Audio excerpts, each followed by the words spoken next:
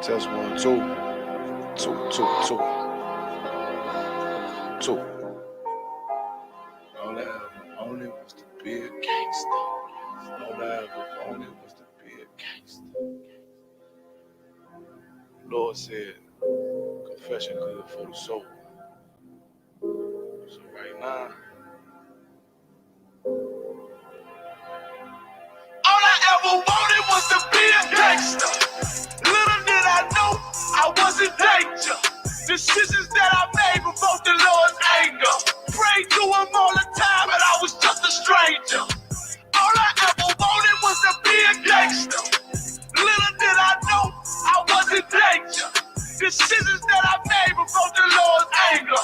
Prayed to him all the time, and I was just a stranger. All I wanted was to be a gangster. And shot call to be known with them niggas letting shots off.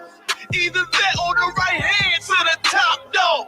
Funny how we see vanity, not the lives lost. Can't be focused on a life that's hopeless. Out there pumping, not knowing the Lord will kill you for that hocus pocus. Used to roll with niggas that cook dope with weaponry. Same ones claim they love you. I had your life in jeopardy. And I know my mother wants success for me. But that G should take a girl straight to ecstasy. Remember running with bruh, even though we did the wrong thing. My life would have been a lot different if I fell up under Rob's wing. Was too sincere for a wicked game. Shame the Lord's name. Now we afflicted with pain. All I ever wanted was to be respected by stand-up niggas. Not knowing that them handcuffs custom made the face. All I ever wanted was to be a gangster. Little did I know I was in danger. Decisions that I made provoked the Lord's anger. Prayed to him all the time, and I was just a stranger. All I ever wanted was to be a gangster. Little did I know I was in danger. Decisions that I made provoked the Lord's anger. Prayed to him all the time, and I was just a stranger. All I wanted was to be a gangster. I ain't lying, I was close to dying. Knew I wanted to live, but I wasn't trying. I was defiant, not knowing that this ain't how we live. This just how they design it. Cause when you in them streets, you get more endemic. They don't tell you gon' be on papers and on restrictions. My father said a hard head to make a soft ass. I didn't care, I wanted fear when I walked past. In the place where a black man's blood is cheap. I thank the Lord for the day I was on Lake Street. Pissing in the cup, back and forth to court, flown to DC school. I swear it felt like I cried on that fucking porch. The Lord said, my sheep, they ain't hear my voice. Asked me why I'm UPK, I told them I ain't have a choice. They said God ain't 50-50 and what's gonna come to pass. The Lord called me out the world and I started running fast. All I wanted was to be a gangster. Little did I know I was in danger. Decisions that I made provoked the Lord's anger. Prayed to him all the time, and I was just a stranger. All I ever wanted was to be a gangster. Little did I know I was in danger. Decisions that I made provoked the Lord's anger. Prayed to him all the time, and I was just a stranger. All I wanted was to be a gangster. Isupk until it hit the fan. I want power and a throne, nigga, fuck them grams. All I wanted was to be a gangster, but I was real as a righteous man. And now got the upper hand, gotta promote this brand. Correct whole multitudes until they all understand. If I can't get that crown, Lord, then put me in the hands of someone more mighty and make me this hit man. Reminiscing on the pain that was felt. Shit, I was in the jail. Shit, I needed help. But Twan was locked up in the judge put man on the shelf. Heavy cry cause it felt like I was left by myself. All I wanted was to impress niggas with my grinding. Now I ain't trying to prove shit to nobody but Muhammad. Cause most these niggas lie, pump smoke. One time for the most high, he made me a cutthroat. Cause all I ever wanted, go ahead, was to smash my opponents. Go ahead, stacking cash, not knowing it wouldn't last. Then God, I hope you accept my atonement. Go ahead, cause all I ever wanted was to be a gangster. Little did I know I was in danger. Decisions that I made before the Lord's anger. Prayed to him all the time, and I was just a stranger.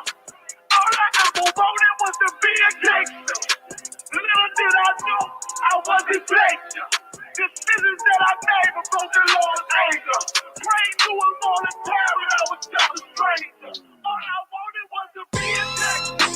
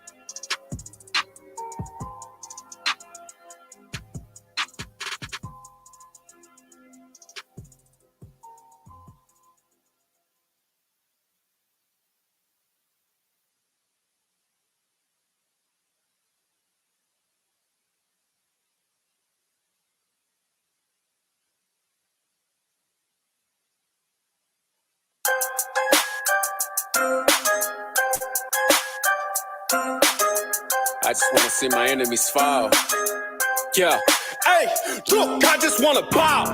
Told my niggas stand tall, cause we about to go and get it out. Nigga, I just wanna bow. Look at them 20s while they crawl. I been praying that my enemies fall. Nigga, I just wanna bow. And I hope you bow too. And that be why I gotta keep it true. Nigga, I just wanna bow. Just give me what I'm due. Let my enemies see the living proof, Lord. I just wanna bow. Trying to build my own city, homie. Enough room to put my niggas on it. Just start a couple business on it. Fuck any heathen never shitting on me. Yeah.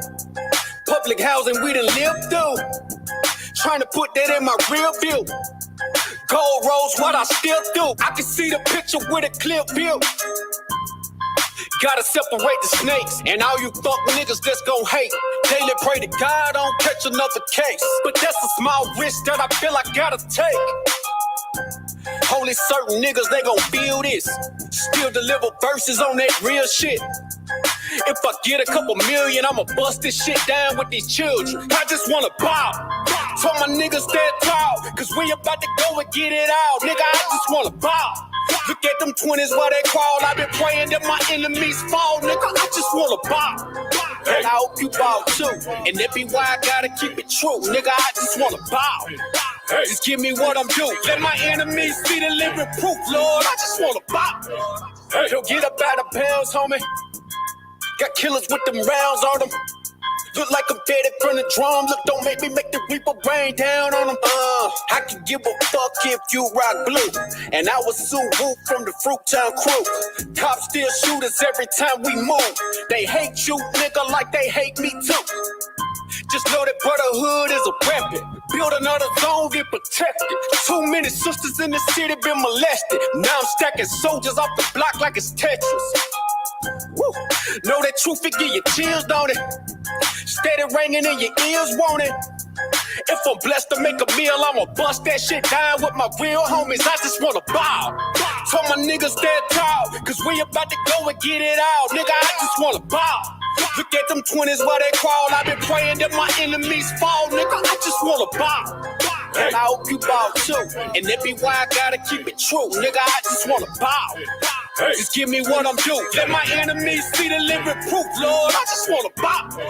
Hey. Yeah. To all them children that grew up with parents strung out on drugs. Yeah. I just wanna bow. Hope you do too. And I hope you do too. Yeah. Man, to the brother that had a real and she left him for whatever reason. Yeah. I just wanna bow. I hope you do too. And to the sister, you know what I'm saying, that had that nigga leaving. Yeah, yeah. Nigga, I just wanna bow. To my niggas that's locked up. I hope you do too. Man, I hope you niggas see the light of day. Yeah, I just wanna bow. Yeah, I just wanna bow.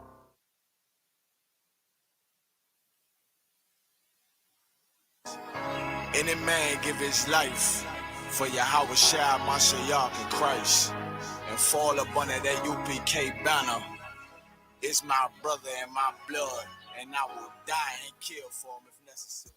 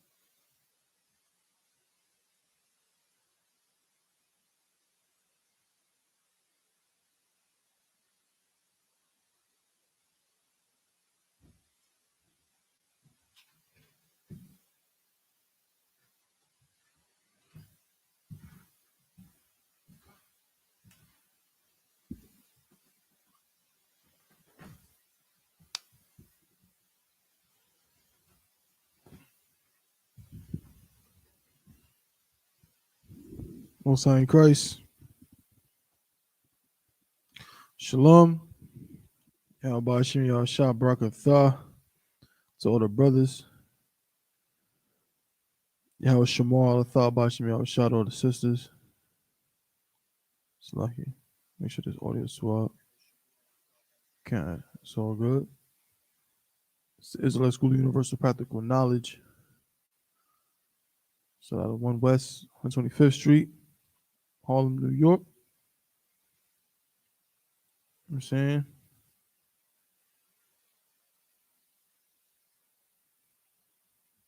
Under Commander General Yohana. Been teaching the truth since 1969. You understand? Isupk. You know what I mean? Since 1969, I've been teaching the truth according to the Bible. And what's that? Truth. That so-called blacks, Hispanics, and Native Indians are the true Jews according to the Bible.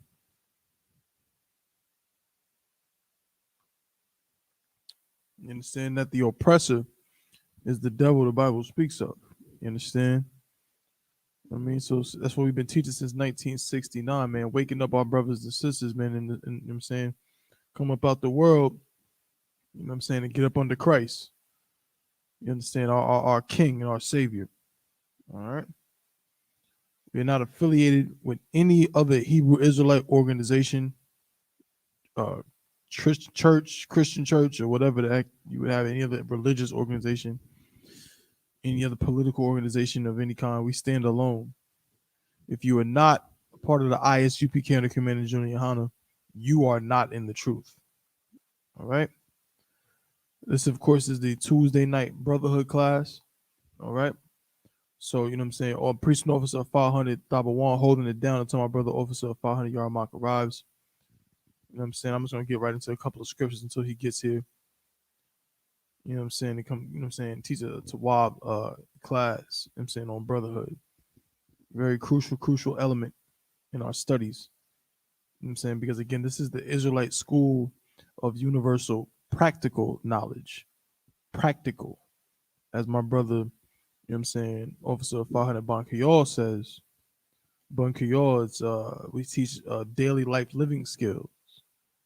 Right? So this being the Israelite School of Universal Practical Knowledge, you know, it's not just, you know what I'm saying, some jargon you can use, you know what I'm saying, to impress, you know what I'm saying, people at the cocktail party. You know what I'm saying? It's not just some words you can use to sound smart, like so many other of our, unfortunately, you know, pseudo scholars amongst blacks, Hispanics, and Native Indians. We got a lot of those. This is not for that. This is not to sound smart.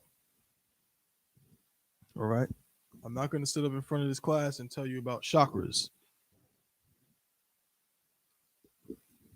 None of my brothers or my Ottawans are going to sit up here and try to tell you about chakras or opening the gates that are going to somehow, you know, give you superhuman strength, you know what I'm saying, and or any of that garbage.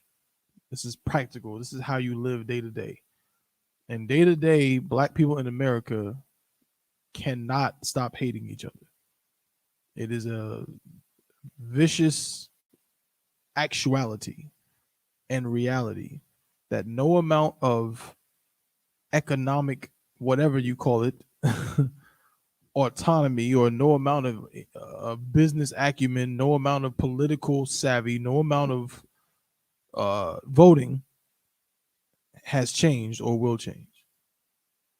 This is what it is, right? So it has to be something else. All right. So again, like I said, universal practical knowledge, how you deal with other black people, is practical. Not the law that says not to kill your brother is practical. The law that says not to put away your wife is practical. Because it doesn't just protect you. If everything was about protecting you and your feelings, then of course the rest of us, who the hell cares? But practically speaking, we can't just cater to you. No one can just cater to me or any individual. We have to cater to our nation. The law that tells you not to put away your wife, in order to it protects your children. You understand? The law that tells you not to kill your brother not only protects you and that brother, obviously, but it also protects his children, his wife. You know what I'm saying? His, industries, whatever he has going on. So we have to keep these things in mind. So we're gonna let's get a couple of scriptures real quick. Before my brother gets here, let's go to Leviticus chapter 19 and verse 17. Salakia.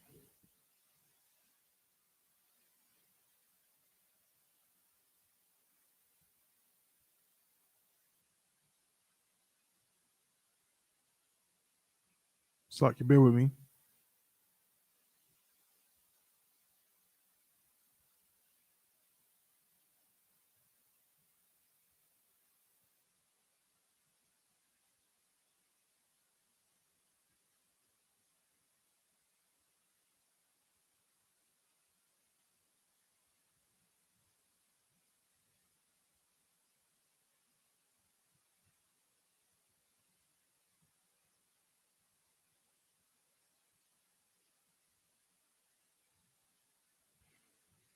All right.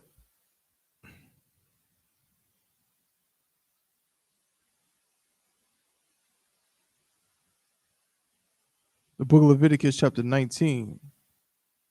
We'll go to verse 17. Right? A brotherhood scripture. It says, this is the book of Leviticus chapter 19 and verse 17. Thou shalt not hate thy brother in thine heart. You know what I'm saying? Now, I'm not going to take all the brotherhood scriptures from my brother, but I wanted to use this to talk about real love, man, and righteous leadership. All right? What it really looks like, what it really is. So Leviticus 19 and 17 says, thou shalt not hate thy brother in thine heart. Right? So it starts with that. So it's telling you that it is against the law. You are not permitted to hate your brother in your heart. What is your heart? I'm saying, as we know, for time's sake, your heart is your mind in the Bible. I'm saying, when you see it says something about your heart, or your heart deviseth, or whatever, it's really talking about your mind, because that's where you do all your thinking. So thou shalt not hate thy brother in thine heart. You know what I'm saying? It means you're not supposed to hate your brother in your mind. Now, again, as we said, Christ didn't change the law. You know what I'm saying? He didn't really add new laws. What he did was he upped the ante on your understanding of the law. This actually says something Christ already told you, but he made it more plain for you so you couldn't act like you didn't know, right? We had laws about, you can't kill your brother, you can't steal from your brother. This is telling you can't hate your brother in your mind. You can't think about hating him. This is telling you the same thing Christ told you about holding a grudge. All right, but let's read on. Thou shalt in any wise rebuke thy neighbor. So you can't hate your neighbor. Of course, your neighbor is your brother, right? We don't go do that whole breakdown, but Salaki, your neighbor is talking about your brother, a fellow Israelite. You cannot hate your brother in your heart. It says, but thou shalt in any wise rebuke thy neighbor. So you cannot hate your brother, but what you can and will do and should do, right, is rebuke thy neighbor. What does it mean to rebuke thy neighbor? Well, read on and get to understand it. It says, thou shalt in any wise rebuke thy neighbor and not suffer sin upon him. So what does it mean to rebuke your neighbor?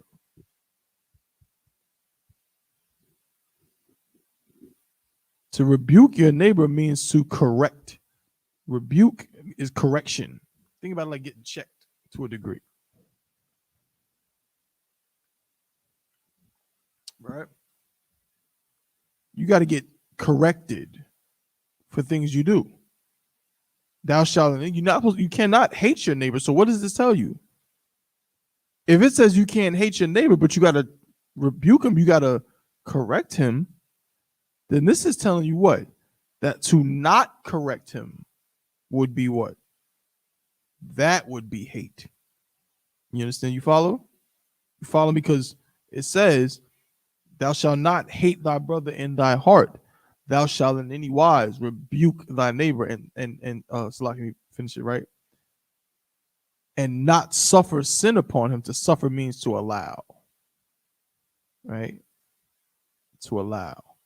And not suffer, not allow, not accept sin upon him. Meaning you will not allow him to sin without you saying something.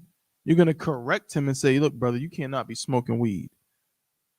Brother, and again, we're talking about a brother who, ranking considered, you're not going to go to a man above you and talk to him crazy, no matter what he doing. You know what I'm saying? You're going to go to him as a father. You know what I'm saying? You see the Ottawa straight up, you know what I'm saying, rolling up.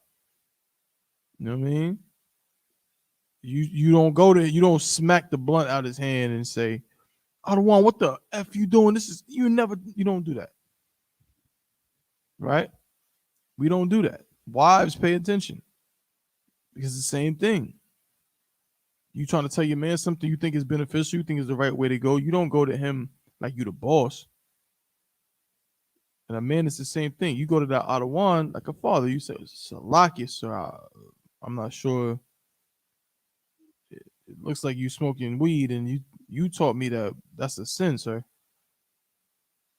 You know what I mean? And if it's a man below you, then of course you got to check him. You rebuke him. But remember, it says, thou shalt not hate thy brother in thine heart. Thou shalt in any wise rebuke thy neighbor. Right? So it's if you shall not hate your brother, but what you must do is correct him, then to not correct him is what? That is hate. You understand? If you were to flip the words around, you might read it like, instead of saying thou shalt not hate them, if it said, thou shalt hate thy brother in thine heart. Thou shalt not rebuke thy neighbor. Salak, you're with me.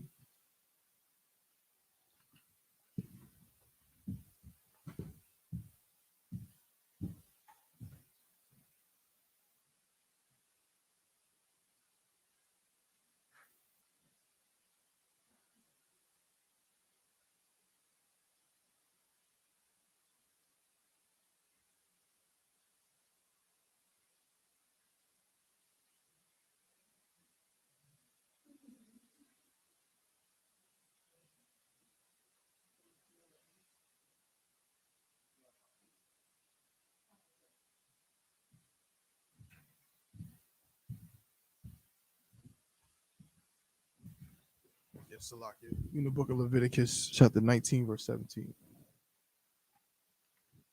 Right? So again, it would read something like that to show you that to rebuke your neighbor is love. That's the point here. Correcting your neighbor is love. It is not love for you to see your brother or your sister doing something that they shouldn't be doing and keeping your mouth shut, or seeing something that they shouldn't be doing and treating them like it's okay. You know what I'm saying? That is not love. You know what I'm saying? No different than it's not love for you to do what? For you to watch your children do some craziness, about to do a whole backflip off the top of the couch, and you don't say anything. That's not love, right? To neglect your children is not love. The same is true for brothers and sisters. You know what I mean? You have to, you gotta be the bad guy sometimes. You know what I'm saying? As with anybody, any relationship, sometimes you gotta be the one to say you should not do that. That's not correct. That's not what we were taught, and so on and so forth, right? That's what true love is. That's what true brotherhood is. That's what a righteous leader would do. A righteous leader would not coddle you. You understand? Again, like a child. It's like the Most High.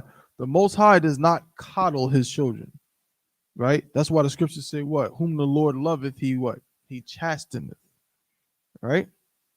That's what love is. He chastises those that he loves. You want to know why the oppressor can go out here and sell all the drugs, you know what I mean, and a pharmaceutical, he can legitimize it and turn it into a legal business. So all kind of drugs in his pharmaceutical companies, jack up prices so that people, you know, have to decide whether or not they want to die or go broke. You understand? Fill the prisons up, all the wicked things that he does, and it seems like he's still just on top. He still just rules the earth, and that's just what it is. That's because he's not the Lord's child. The Lord does not love him. He's the wicked on the earth. Job 9:24. The earth is given into the hands of the wicked. That's just what he is. But you, on the other hand, you go be a drug dealer all you want. You're gonna enjoy success for about what, 4 or 5 years. That's probably, you know what I mean, on average. You'll probably do all right for 4 or 5 years. It's gonna catch up to you. If you don't catch a hot one, you're gonna end up in somebody's jail cell. You know what I'm saying? Alpo just died recently. Alpo, I know for a fact that Alpo had been shot before. He went to jail for over 20 years, almost 20 years, and not too long after getting released from jail, he just got murdered. It's gonna catch up to you. Yeah, please, sis. Oh, matter of fact, let me get the mic for you. It's a lot. Yeah. My bad. Don't lose the start. You guys go ahead and start. I was just going to say that it's so heavy when you said that they just think about a scripture, Ecclesiastes 8 and 11. It says, because sentence against the evil work is not executed speedily, therefore the heart of the sons of men is fully set in the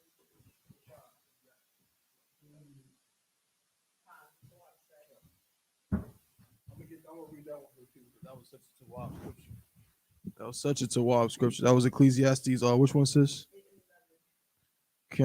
Ecclesiastes chapter 8 and verse 11. Ecclesiastes 8. Can I read this book of Ecclesiastes chapter 8 and verse 11? Because sentence against an evil work is not executed speedily. Meaning what? You know, that sister just, you know what I mean, just brought out this Tawab scripture.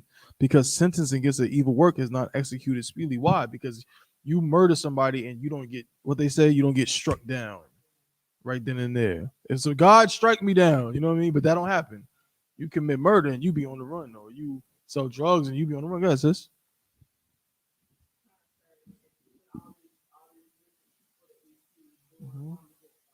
Mm-hmm. Mm-hmm. Exactly. Mm-hmm. Right.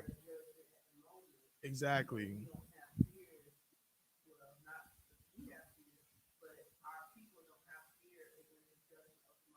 Damn right. Exactly. Right, right. 100%. Con. That's a heavy point. The water says, because let's read on. We're going to see it, right? Therefore, the heart of the sons of men is fully set in them to do evil. And like you said, like that's such a true point, you know what I mean? Because, I mean, and it almost, you can see it playing out right in front of you to where, I'm just using this example because it recently, you know, was talked about, but the Alpo situation, and then a lot of people, if you're familiar with the story, you watch the movie Paid in Full, and you know a little bit of the history, right? Everybody know about Rich Porter. You know what I'm saying? Now, Rich Porter, again, I mentioned this before. Rich Porter in Harlem is a hero. He's a hero. Like people, he was a drug dealer, just like Alpo, but he didn't rat. He died before he got a chance to do any of that stuff. So he's a hero. Meanwhile, not only did he sell drugs to the community, But it's pretty much, known that just like Alpo and many other people who were in that game at the time, he was implicated in other black men's murders. You know what I mean? Like, that's part of the game. That's part of that world, right? But no one hates him for it. And again, I'm not advising anybody should hate any brother. You know what I'm saying, we know all these brothers was victim of horrible circumstances and a horrible system. And we know that the oppressor is the devil the Bible speaks of, right? But nobody thinks of the bullets that Rich Porter got as possibly being his judgment for what happened to him. No one thinks of it like that. Nobody thinks, like you said in the scripture, nobody thinks of whatever happens to any brother, because in that moment it don't happen. So they thinking, oh, well, no, it's not related. You know what I'm saying? He's a good guy. He just, unfortunately, no, this guy is the bad guy, or whatever the case may be. You know what I'm saying? But the reality is, you know what I mean? Like, you cannot, the scriptures say the wicked will not escape their punishment.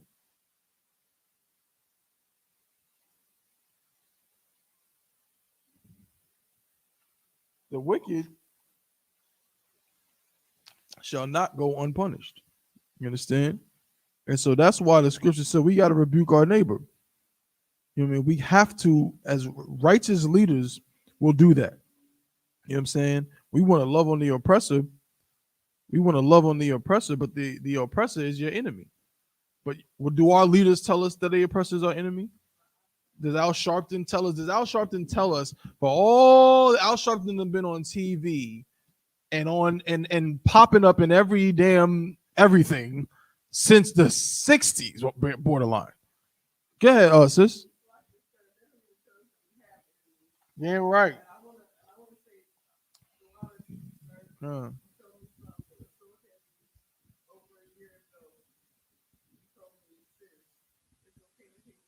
Mm-hmm. Come. Mm-hmm. Right. Mm-hmm. Mm-hmm. Right.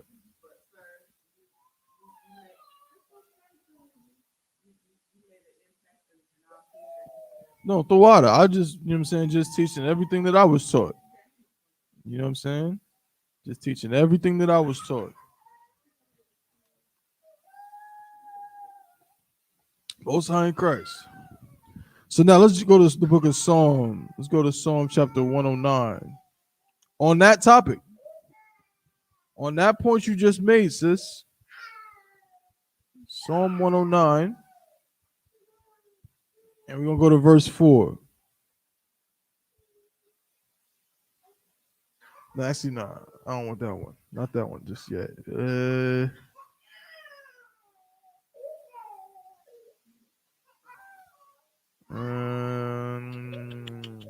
Psalm 59. Let me see if Psalm 59 is the one I want. Salakia, bear with me. Psalm 59, the book of Psalm chapter 59 and verse 1. Because only black Christians can't hate. Let's just make that very clear. Right? Only black Christians are not allowed to hate anybody. Everybody else on earth is allowed to be racist against whoever they want to be racist against, be bigoted against whoever they want to be bigoted against. They can hire whoever they want to hire or don't hire whoever they don't want to hire, right? When something goes bad, when they get attacked, they're allowed to go to war with them. They can justify the wars that they have. They can justify, you know what I'm saying, fighting against other people. You know what I mean? President Bush, George Bush didn't have to explain why it was okay for him to go attack Osama bin Laden. You understand? Barack Obama didn't have to explain why it was okay for him to go send a whole team to go over there and pull Osama bin Laden out of a hole and murder him. He didn't have to explain that to anybody, right? A 20-year war, right? Now, of course, they'll justify by what? Well, Americans died on 9/11, right? They justified Hiroshima and Nagasaki by saying, well, Americans died at Pearl Harbor. But is it the same? Was it equal? You know what I'm saying? How many black men have died by the hands of America? How many black women have died by the hands of? How many black women have had their babies sliced from their bellies during in the antebellum South? How many brothers had to watch some posse pull their son or their nephew out of their house and go lynch them and couldn't do nothing about it? But we're not allowed to hate anybody. That's the mark of not having a nation. That's the mark of being seen as not being human. You tell me I'm a citizen. We know the 3/5 clause. We know that you really look at me as 3/5 of a man, and then you prove it by the fact that you don't want me to have any of the feelings or emotions that come with being a nation of people. Any nation that is attacked or that is treated a certain way is going to want what? They're going to want revenge. They're going to want justice. Go ahead, sis.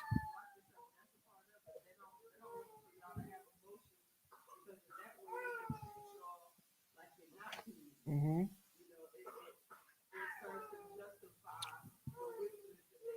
Absolutely. To us. Con. Mm-hmm.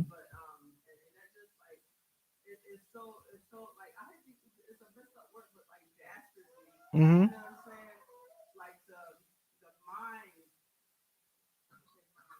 Mm-hmm. Mm-hmm. Mm-hmm. Mm-hmm. Mm-hmm. Dastardly is a perfect word. It's and it's so true because what they've done to us is a pervasive and a psychological mind, as you said, is real. It's real crazy, right? Because as you said, it's like to us the idea is like no one. I mean, imagine a nation of people that believe that it is impossible for anyone to be their enemy. Like think about that. Just think about that. Like think about every country on earth is aware that it's at least possible that somebody can be their enemy at any moment. There might be a border dispute. This country right here might say, well, we don't like the way you guys do this. Or, you know what I mean, some of that, you know, the oil that you're getting from this place is actually belongs to us. Or there's always something. But us, we're not supposed to hate anybody. We're not supposed to feel anything. Going right back to slavery, as the sister said, like they still look at us like that. During slavery, a black woman they believe couldn't feel pain. So yeah, so let's just take all kinds of odd objects and just, you know what I'm saying, put it inside her and probe her to see, you know what I'm saying, what she can take and how different they are. Let's just take this you know what I'm saying, this completely alive man, and let's just cut his head open and examine his brain. You know what I mean? Let's just do these different experiments on these people because they're really not people. They're not really people. You know, they're just kind of they're like apes. Yeah, they have two legs. They're bipedal. They walk on two legs, but they're not like us. Yeah, opposable thumbs. They're capable of reason. You know, that's why that movie Django, you know what I'm saying, one of my favorite movies. I respect it so much because there's when there's a part where Calvin Candy is talking about Django and he's like, you know, there's gonna be more like him. You know what I'm saying, exceptional niggas, right? What? Like just because he can talk, you know, like that was amazing to them. To just he's at the end of the movie, he says to one of them Australian cats, he says, "Do I sound like a slave? Like just because I talk a certain way." And isn't that the same thing that happens now? Isn't Ben Carson treated different because he talks different? Isn't a black man more accepted in certain circles because he doesn't talk like the rest of them? No. Yeah. He talks different than these ones over here that are more like animals. You understand? It's the same thing that was going on back then is still going on right now. In the book of Psalms, chapter 59, verse 1, though, King David says something, right? Going back to what we were talking about. King David says something that the Christian pastor never, I'm 12. Christian pastor never told us about this one because we're not supposed to have enemies. We're supposed to love everybody, but how can we love everybody if King David said this? The book of Psalms at the 59 and verse 1. Deliver me from mine enemies, O my God, or O my power. Defend me from them that rise up against me. So King David is asking for what? He's asking for help. Against who? Against his enemies. He's not asking for help against, spirits. He's asking for help against people that are corrupt and try to kill him and attack him and destroy him. You understand? Verse 2. Deliver me from the workers of iniquity and save me from bloody men. Is the oppressor not a bloody man? Is he not a worker of iniquity? Is he not a natural born slaver, a natural born murderer? Is he not a natural born thief? Is he not a natural born child molester, rapist? Every single institution that he creates is a place where your kids can go and get molested. Yeah, your Christian pastor and that uncle and that father and all those disgusting people in your family, again, yeah, they molest, man. But where do they learn that? They molest and they do horrible, wicked things in the guise of being Christians. Under the guise of I'm a good, holy Christian man, they not only sleep with every woman in the church, but then they're plotting on your child. Sexual deviancy, man, it is born in the Christian church. That's the number one place where you want to. I'm telling you right now. Let's just call it what it is. Who remember what did Trey say in Boys in the Hood? In Boys in the Hood, what did Trey say to the old girl, Nia Long? Something like she's like, I'm Catholic. You know what I mean? He's like, yeah, but I heard that Catholic girls supposed to be some of the biggest hoochies. Like, it's always known that the girls who grew up in church was the wildest ones. It's always been like that.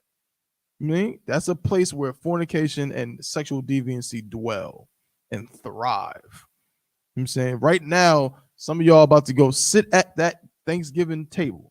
Y'all about to go sit at that table and eat that dry ass turkey and that nasty cranberry sauce. I'm not saying cranberry sauce is nasty. I'm saying your cranberry sauce is nasty because you're eating it on that horrible holiday, right? But y'all eating all the nasty mac and cheese and all of that.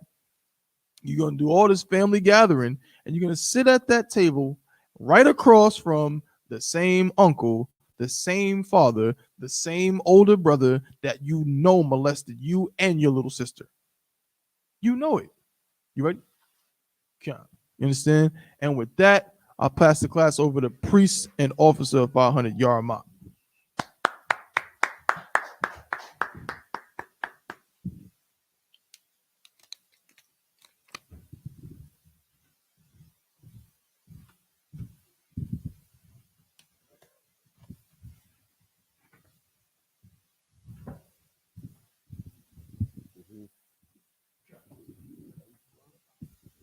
Everybody to what?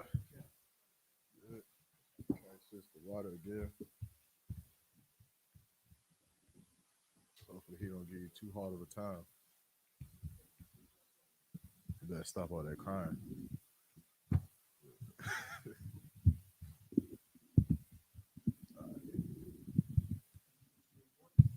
Kanye, I got situated with that.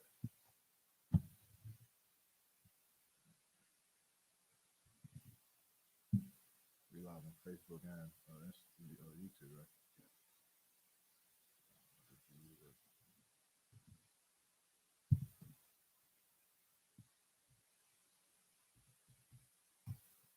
What were we talking about before? Just now.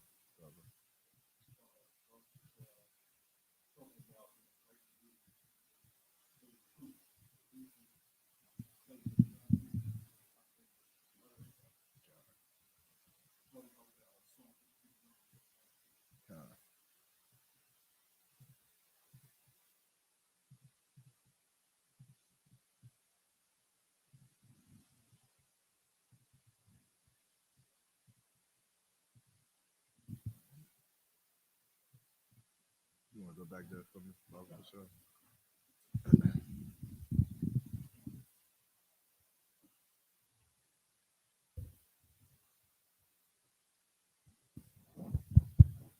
It's the book of Psalms, chapter 59 and verse 1. Deliver me from mine enemies, O my power. Deliver me from my enemies, oh my power. You understand? We know what's going on here. We know what's going on right now, right? We looking at the times, like a lot of people mistake this Bible for a mystical book for good stories and help you make good decisions and things like that. Right. But we never really look at this book, and I mean in the world, in the Christian church, as this book being literal, right? Like they say that the Bible is a book for good stories, Right. to make good decisions and better choices. However, they completely ignore the stories and That's the right. decisions that the brothers, that our ancestors were making in the times of turmoil that they was going through. Damn right. You understand?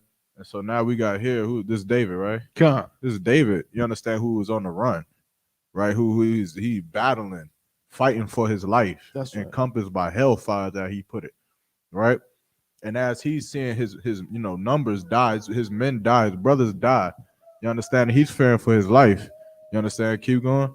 Come. Defend me from them that rise up against me. He praying to the Lord for what?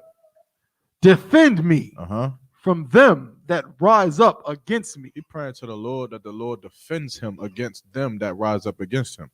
You understand? David ain't asking for defense against the powers that be. Right.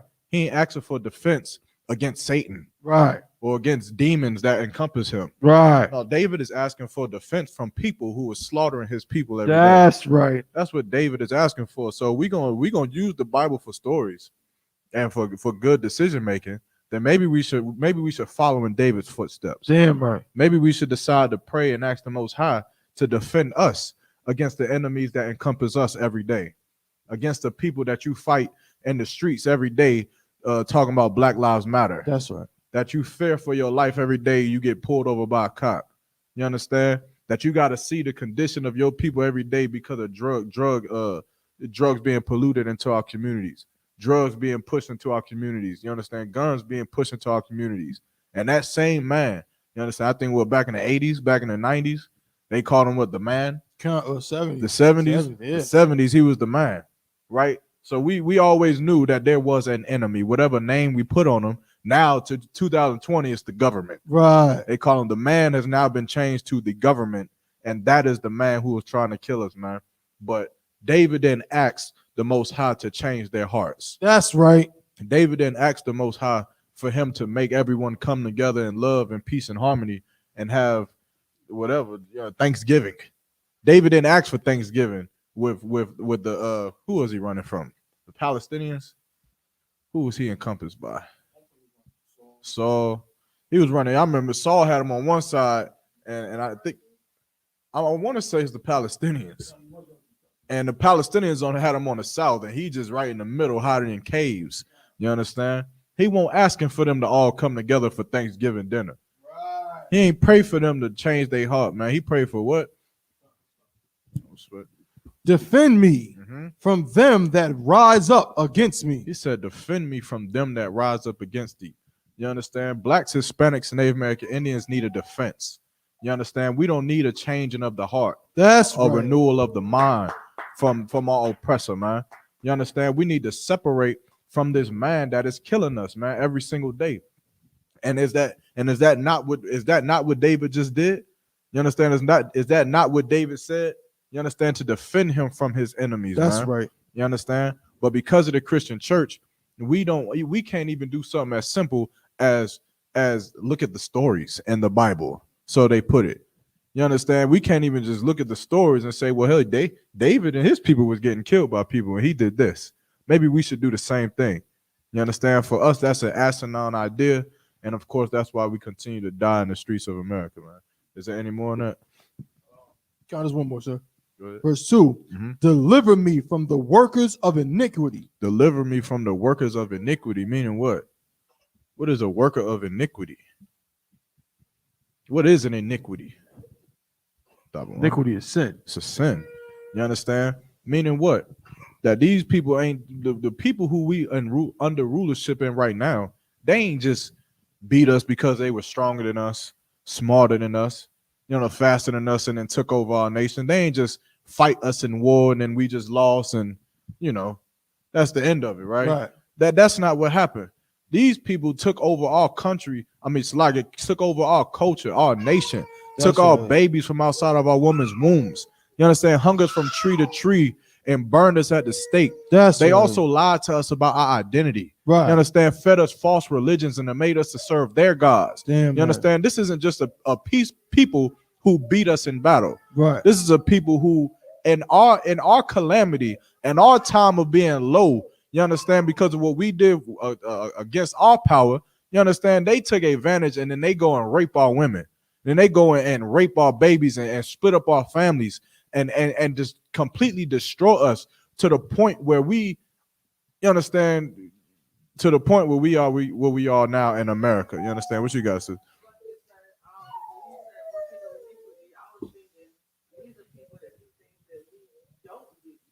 Come on.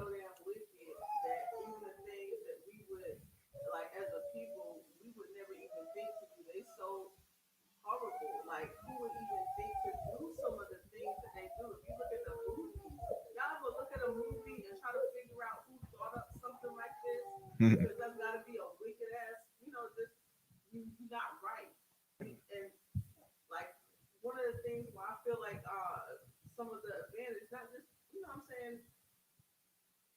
I know that the Most High put it into their hands in order to have us in our condition, but they are so wicked. They do shit that we would have to think.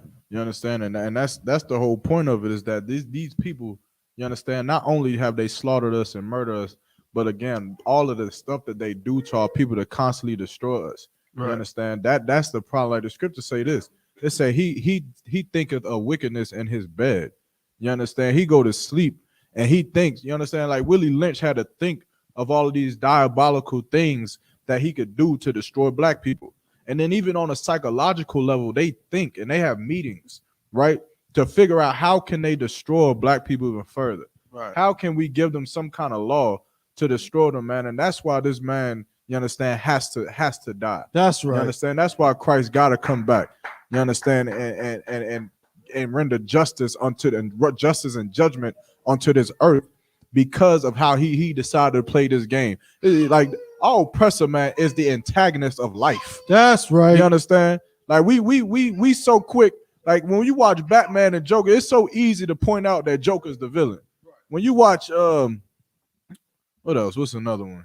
Any movie, any superhero movie, Thor and what's his little gay brother name? Loki, right? It's so easy to point him out as the villain. Thanos. It's easy to point him out as the villain, and it's simple. You should be able to point out who the villain is, right?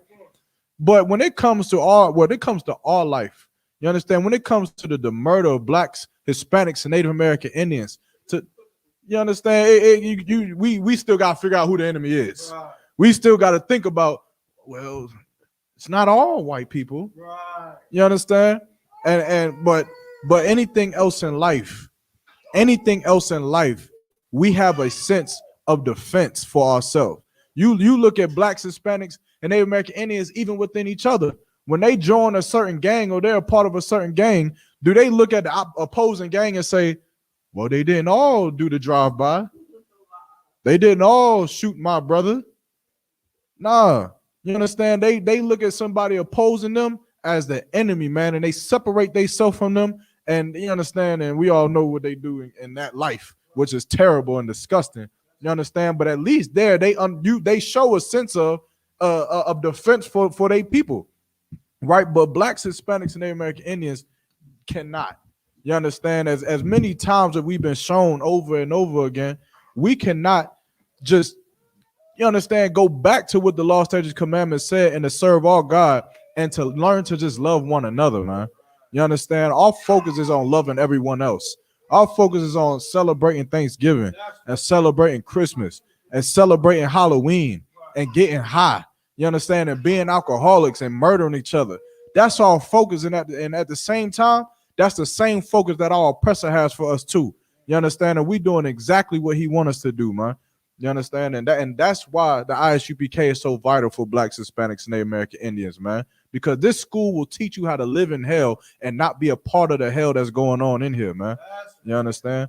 Drop that. Let's go to did you do what's the topic? Salaki. No sweat. But when is that holiday that's coming up? Thanksgiving, right? What is that? Next week. Good night. You understand? We might as well go on in that for the. It is. It's the last Thursday of every November. We're gonna go into that. If anybody got any questions online or in the room, understand, just raise your hand. We get into it.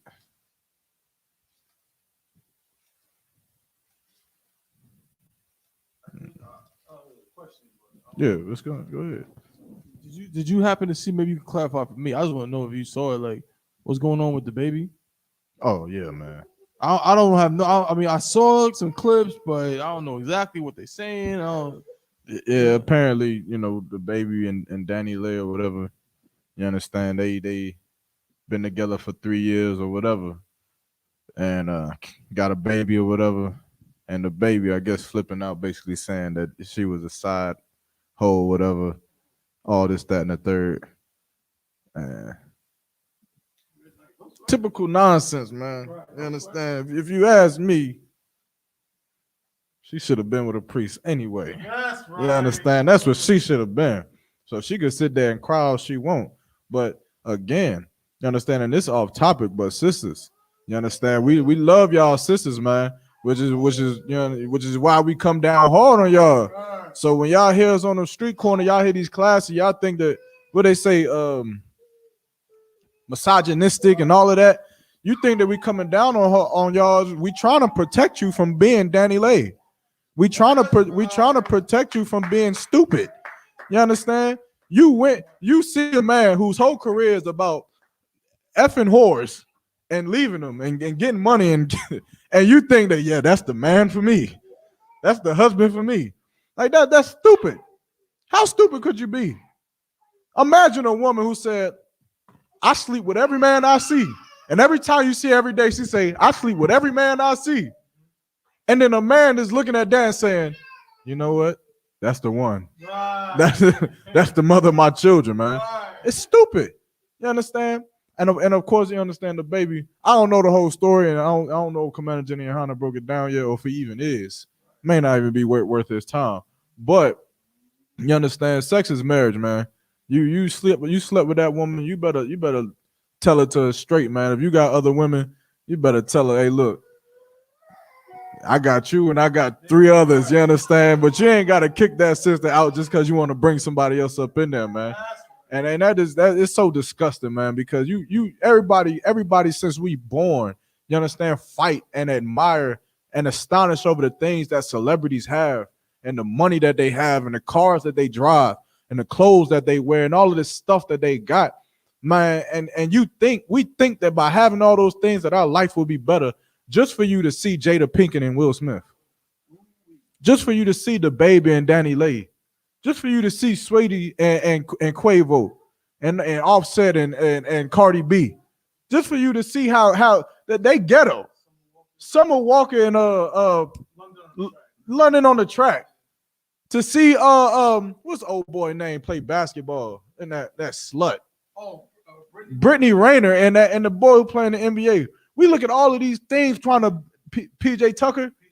We look at all these things trying to be like them just to look and see and be able to say these some ghetto ass niggas right here. Like these some low down dirty ghetto niggas, man. These are bottom of the barrel type. You see what's happening? We worried about child support here. We mad about, you understand what, $400, $500.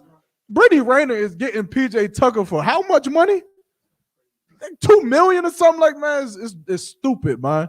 It's dumb. And sisters, that's why y'all got to start taking heed and stop being stupid. And brothers, you got to start becoming better leaders in our communities, man. Yeah, right. Y'all taking on these women, but you ain't ready to have them. And that's a problem, man. And that's why that's why we gonna have babies without fathers, man. We gonna have daughters who don't got protection, who gonna grow up and be just like the mother or the slut that you decided to sleep with, because you don't know how to defend a house. You don't know how to take care of a thing that you got, right? And it's stupid, man. Which is why I love the ISUPK, and I love the fact that to get any one of the daughters up in here, you're gonna have to pay some money to get her. Right. You understand? Because that's what niggas value. Niggas value their money today. You understand? Imagine if I'm gonna drop that, man, because I'm gonna ramble about that, man. Look, Danny Lay, you better get up. Somebody get her a flyer. That's right. You know, wipe her tears away inside one of these classes, man. But that's all disgusting, man. But I dropped that. Where I say did you do Zephaniah 2:1? If we could, real quick, get that one.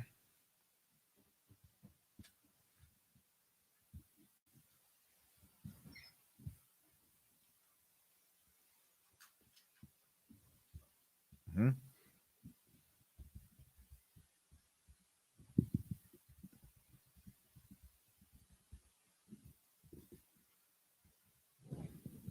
This is the book of Zephaniah, chapter 2, and verse 1. Mm-hmm.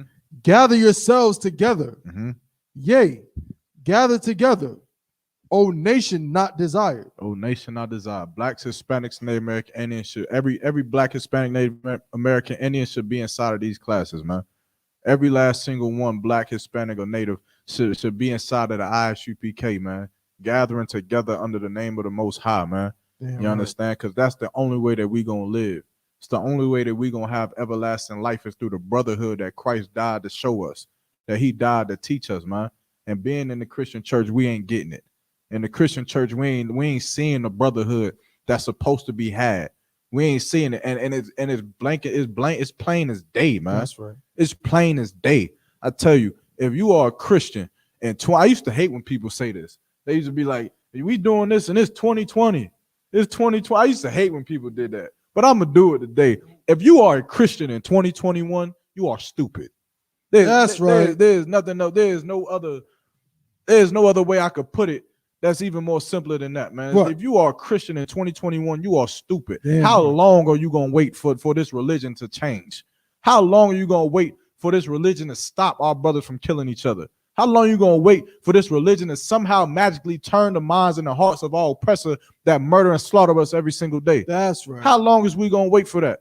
You understand? If you are still a Christian and you still waiting for the same thing, you are an idiot and you're going to die waiting for that. That's right. You understand? Just like your generations before us died waiting on Christianity to save us, and it has not. You understand? But this Bible, what the Most High is giving us, what he's teaching us, what Christ taught the disciples, is what's going to save Blacks, Hispanics, Native American Indians, man. And Blacks, Hispanics, Native American Indians coming back together, learning their true identity, learning to follow the law, statutes, and commandments, and getting rid of these stinking, disgusting feast days, man. Right. These stinking, disgusting holidays, that's man. Right. You understand that you think it's so joyful and so good to follow, and you such a selfish bastard, man. If you celebrate Thanksgiving, you are a selfish bastard, man.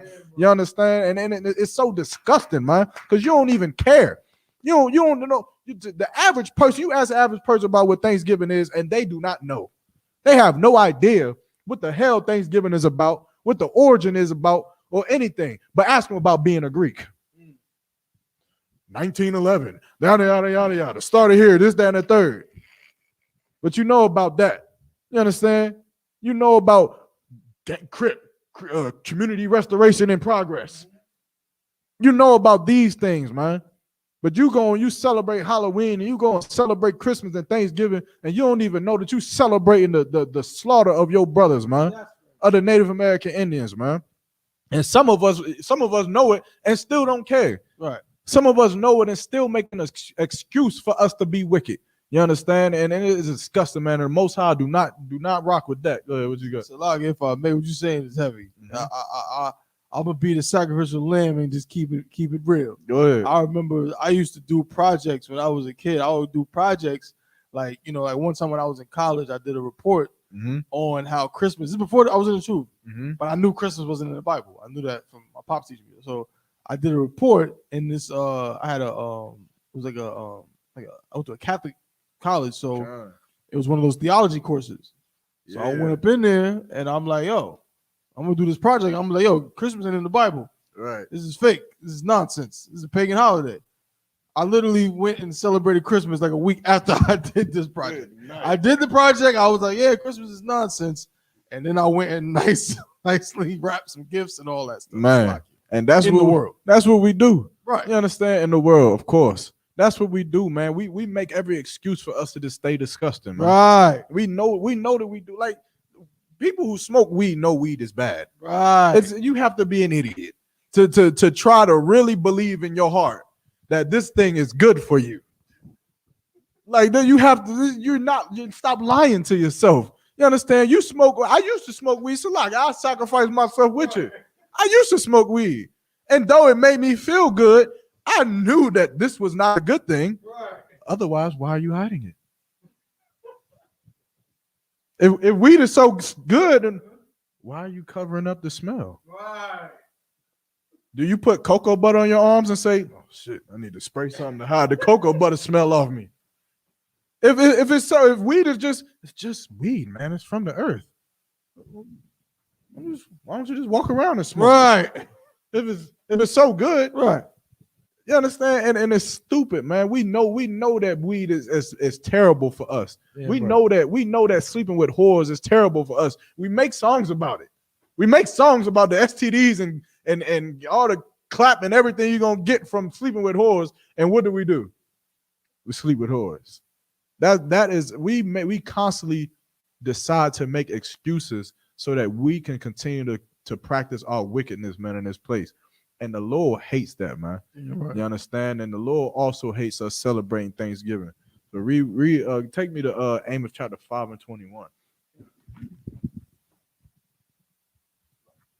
And no sweat. It's the book of Amos, chapter 5 and verse 21. Mm-hmm. I despise your feast days. What? I despise your feast He days. said, I despise your feast days. I thought the Lord ain't hate nothing. Right. You understand? Not only does he hate it, he despises it, man. What does it mean to despise something, man? You understand? Because he already said he hated, but he added in there that he also despises it, man. You understand? Meaning he looking at like when the Lord looking at you eating that turkey at that table, and he just looking at you with a side eye, man. Like you was just the most disgusting thing on earth for doing what you doing, man. Because you have no compassion. That's right. Right? You have no compassion for your brothers who was killed. You understand, at the beginning of what this holiday is representing, man. For them Native American Indians, man. You got no compassion for them. All you care about is you getting food. All you care about is you getting a full plate of food and taking home 20,000 take-home to-go plates. And that's all we care about. You understand? Keep reading. Come. Salakia, I despise your feast days, and I will not smell in your solemn assemblies. I will not smell in your solemn assemblies, man. You go into that house, the first thing you do, you want to take a sniff, and you want to like, oh, that mac and cheese smelling good. You understand? The Lord ain't participating in that. That's right. So when you go to that table, you understand, and you start to hold hands and tell everybody how thankful you are for how wicked of a person you've been all your life. You understand? And how thankful you are for your terrible mother who hates you, and how thankful you are for just being terrible. And then at this point, at this day, you got to sit at the table and say how thankful you are for what? Right. It's stupid. You understand? The Lord is not with you in that room, man. Damn right. The Lord ain't with you in that room when you praying over that turkey or when you Damn right. praying over that ham. You understand? The Lord ain't with you there, man, because the Lord hate it, man. Damn right. Read it again. God, this is the book of Amos, chapter 5 and verse 21. I despise your feast days, and I will not smell in your solemn assembly. And I will not smell in your solemn assemblies, man. You understand? Is there any more on that? Salakia. Yeah, verse 22. Okay. Though ye offer me burnt offerings and your meat offerings. Though you offer me burnt offerings and your meat offerings, meaning what? Like the whole idea of Thanksgiving and what Christians put it today is that they're going to give thanks, right? Generally just going to give thanks. But what the spirit really is behind it is that these people who are giving thanks are given an offering for all the sins that they've committed, man. Right. Because these people have raped, robbed, and murdered all year long, and now they want to do something good, man. And that spirit is coming from our oppressor who raped, robbed, and murdered our Native American brothers for years. And then they wanted to do something good for them when they made some stinking dinner to try to give some kind of, you understand, something. I don't know what they even call. I don't know what the hell a dinner is going to do for slaughtering 77 Native American Indians, man. I don't know. But that is the spirit behind it, man. And that's why you get at the table and you say thanks and you say what you're thankful for, and you try to have some emotional connection with family members that you hate all year long. And the Lord is not with it, man. The Lord does not smell in them solemn assemblies, man. Keep going. Right. Yeah. Though ye offer me, verse 22, though ye offer me burnt offerings and your meat offerings, I will not accept them. He will not accept them, man. He will not accept them. We're going to have to start understanding that in this world that we live in, there are some things that the Most High just ain't rocking with, man. And Christianity breeds us to believe that God is for everything. That God is for everything. He loves everything. You could do anything and he accepts everything, and that's what we believe.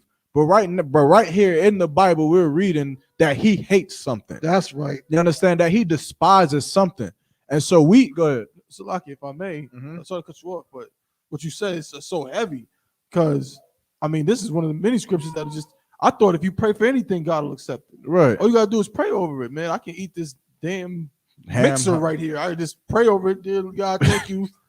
That took me a second to give you the mixer. Yeah. I just, you know what I'm saying, fry that up, and that's delicious. It's tawab. Or a light bulb in there. Right, a light bulb. You know what I mean?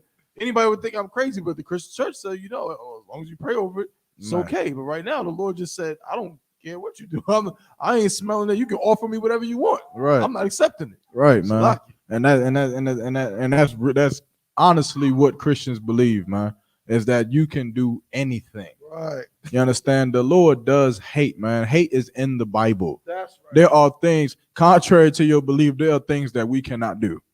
There are things that you cannot do that is in the Bible that the Lord hates, man. You understand? And celebrating Thanksgiving is one of them. Damn right. Keep going. God.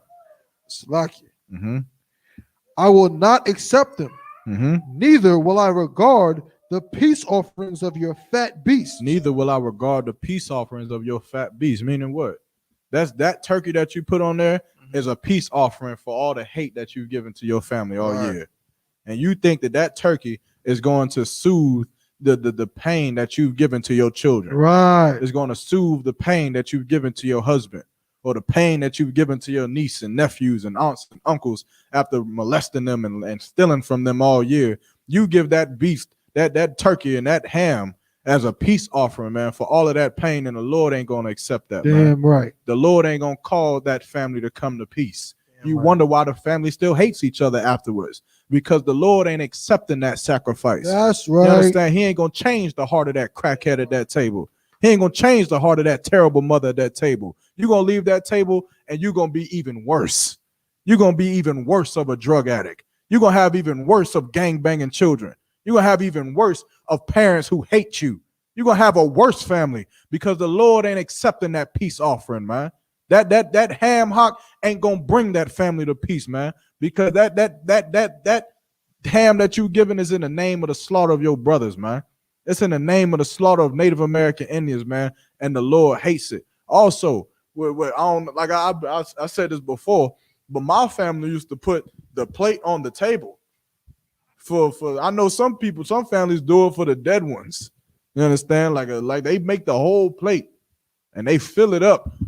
Like, I wonder if they'd be like, damn, Uncle Ray hungry as hell up there. Let me go ahead and just give him seconds all on the first plate. And they just sit there, man. And it's stupid. It's dumb.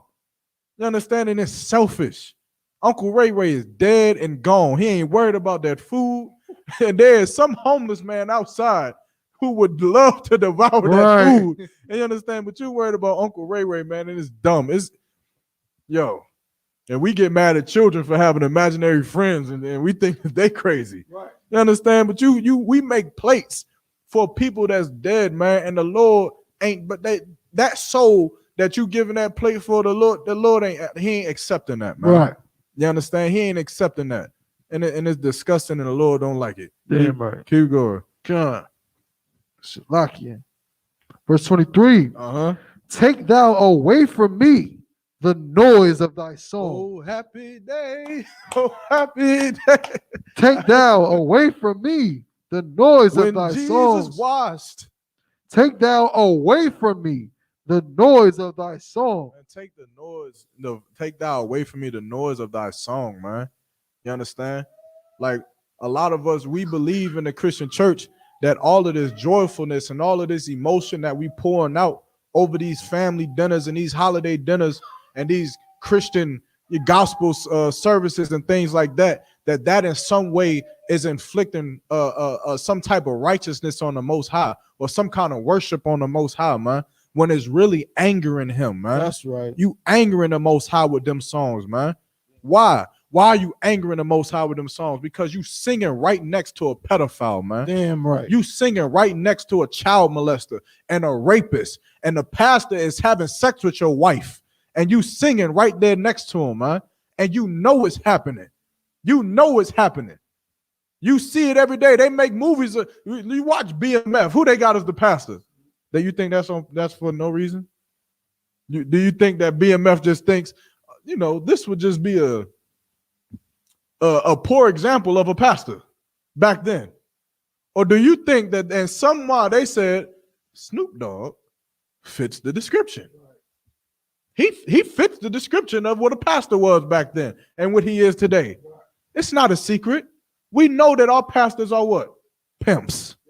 We know that they sleep with our wives. You understand? And they swindle the money, the church, the money out of the pockets of the people who flood them churches, man. And you see all of that every day, and it's countless of movies, countless of TV shows, countless of books, countless of documentaries you can read, man, about these pastors, man, being just pimps on Black, Hispanic, and Native American Indians, man.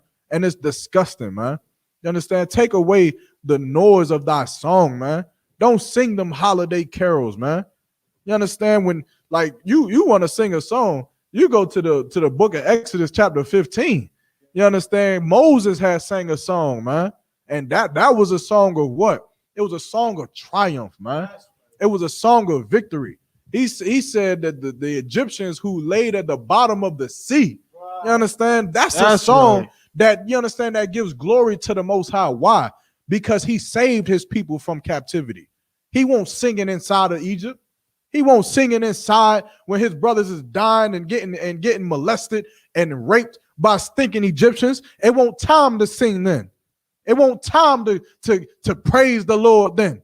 You understand? It was time for Blacks, Hispanics, and Native American Indians to come together and to separate themselves from this people who's murdering us, man.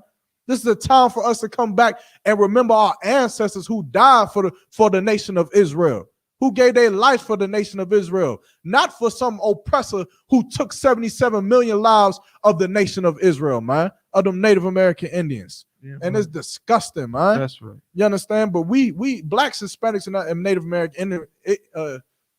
American Indians have to stop being so damn sleep, man. That's right. I hate to use that word. Right. But you got to stop being so docile and so ignorant to the fact that the way that we've been living our life has not been working. It has not worked, man. You understand? Yeah. If we could, Baba Kashar. It has not worked, man. And we have to change the things that we've been doing. You understand? We got to come back to these laws, statutes, commandments, and come back to who we are as a people, man. You understand? Up inside of some church singing gospel music, man, when that music ain't nothing but the songs of defeat, man. That's all I hear. All I hear when I hear them sing and clap and praise and all of that, not that.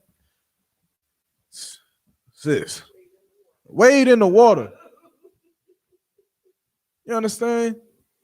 All of that nonsense, man. That gospel music is the song of a defeated people, man.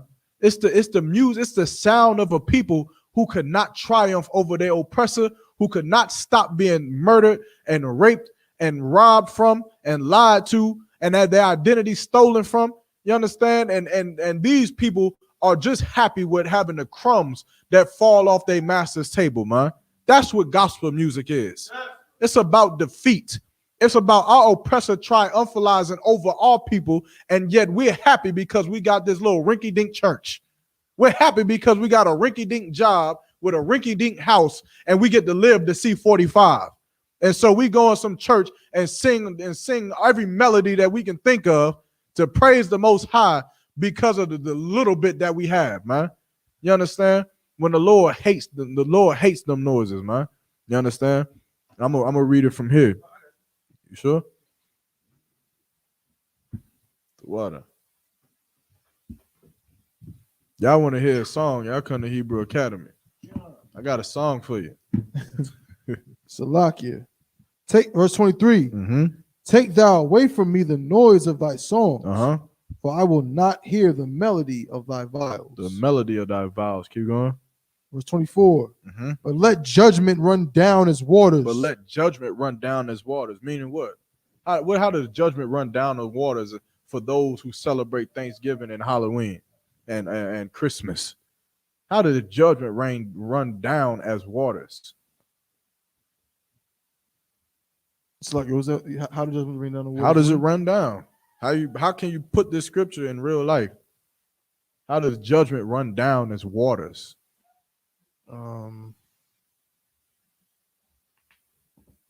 Think about what he's saying. Take thou away from me the noise of thy songs, for I will not hear the melody of thy vows. But let judgment run down as waters. What does it mean? That but. You understand? Salakia. To let judgment run down as waters.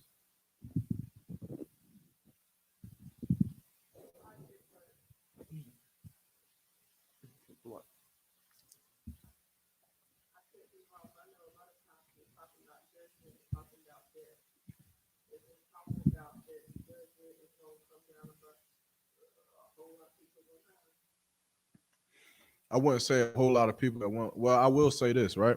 When do we have the highest murder rate? Is the mic on?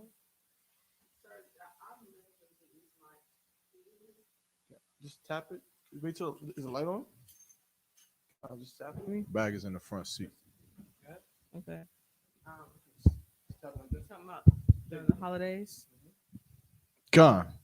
Right? So during the holiday season, we got a high rate of our people drug addiction, suicide rises extremely. You understand?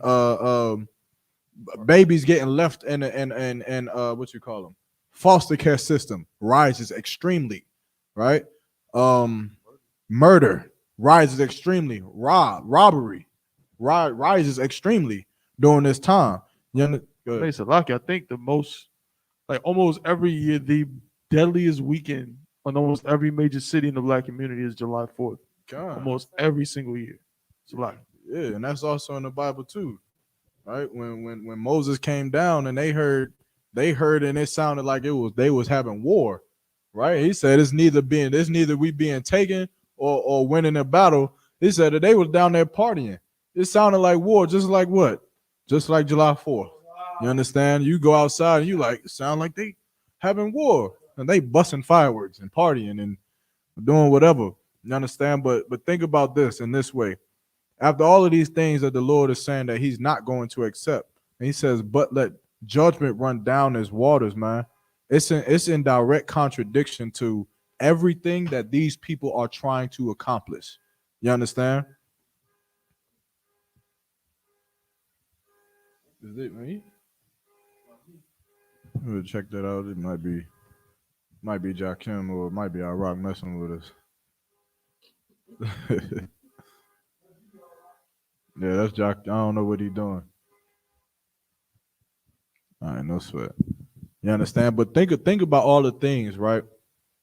Everything we just talked about, the feast days, the solemn assemblies, the burnt offerings, Everything that these people who are doing these things, what are they trying to accomplish? What are they trying to accomplish by doing these things? All of the things that they're doing, the feast days, the solemn assemblies, the music, the melodies, celebrating holidays, celebrating Thanksgiving. What are these people trying to accomplish by doing these things? Well, not even just heathens, even us. What are we doing? Right? When your grandmama come with that turkey, right? And she's trying to bring everyone together, right? What are they doing? What are they trying to accomplish? I kind of gave it to you in a way.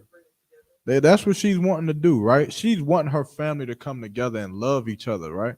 But what else are we trying to accomplish? We trying to have forgiveness for our sins, right? We trying to build relationships with people.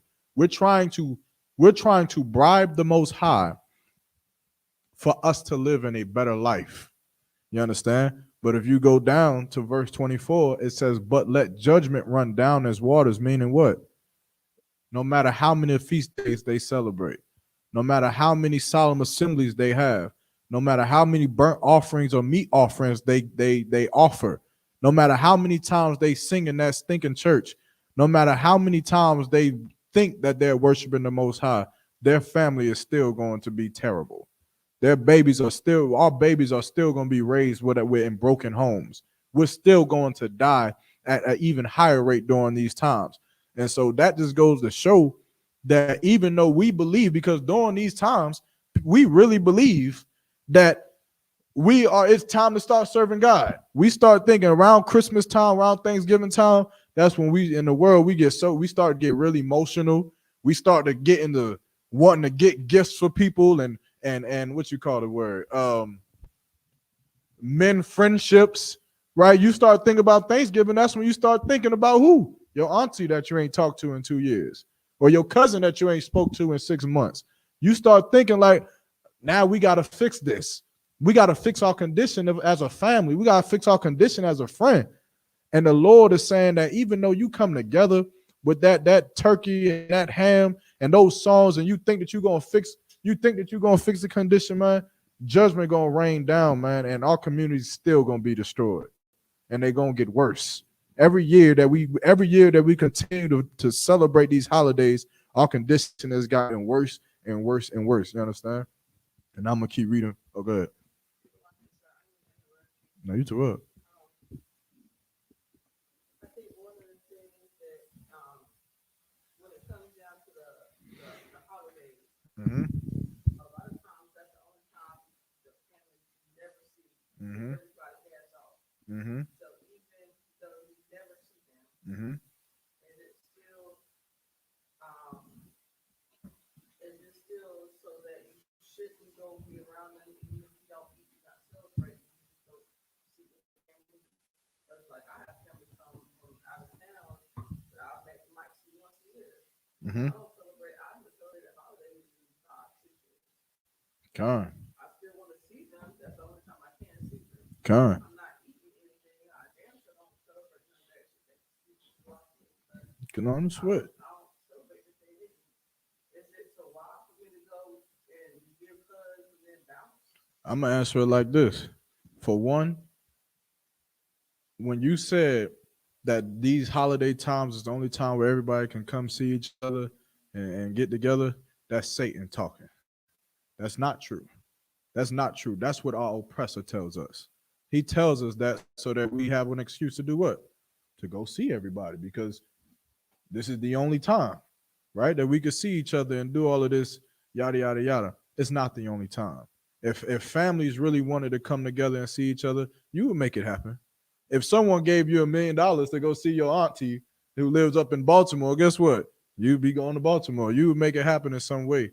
All I'm saying is, and I know that these holidays, right, make it convenient.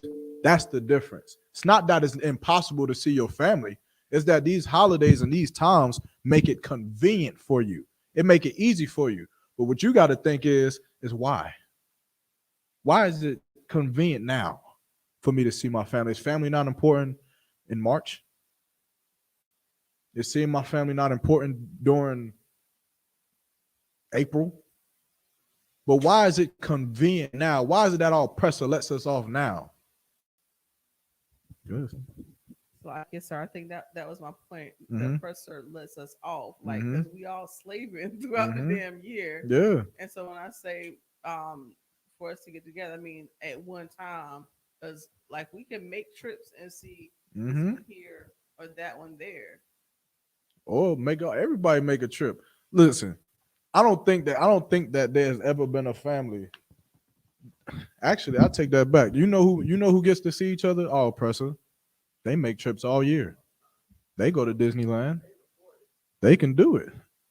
Right? They go and do it, and they save up their money if they gotta save up money, and they take their time off of their slave and take their time off at the same time, and then they go to the mountains and go skiing. You understand? Black people, and I'm answering your question, but indirectly. I'm gonna answer your question as far as it's to Wob or not. What I'm speaking is generally in the minds of black people is that they feel like this is honestly the only time they can see their family. What I'm telling you is that is a lie. That is something that has been bred into you because you've always heard it. You've always heard this is the time of the year for family. This is the time of the year I get to see my family. When that is a lie. January is the time of the year you can see your family. December is the time of the year. April is the time. June. It doesn't matter what time of the year it is. You can see your family if you want to. You understand? And now, if enough of us started to think that way, then you would start to see family throughout the year. But here's the kicker, and here's the point. I'm gonna ask a question to prove my point, and you're gonna have to probably dig deep and think general. Why don't family members see each other during the year?